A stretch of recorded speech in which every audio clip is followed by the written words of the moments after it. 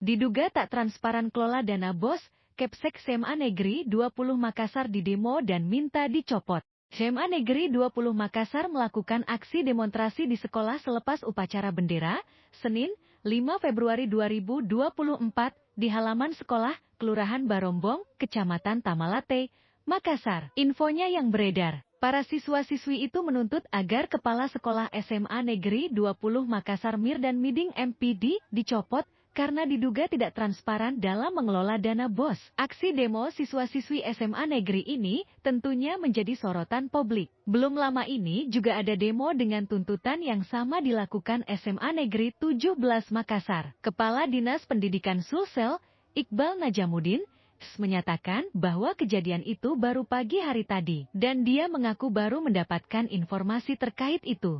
Sehingga dia memerintahkan para kepala bidang SMA Disdik Sulsel, Koordinator Pengawas Sekolah, dan Koordinator Pembinaan untuk ke sekolah. Kepala Sekolah SMA Negeri 20 Makassar Mirdan Miding dinonaktifkan dari jabatannya. Penonaktifan dilakukan demi mempermudah tim investigasi dalam melakukan pemeriksaan di sekolah yang bersangkutan. Hal ini tak terlepas dari demo yang dilakukan siswa-siswi SMA Negeri 20 Makassar. Mirdan Miding diduga tak transparan dalam mengelola dana BOS.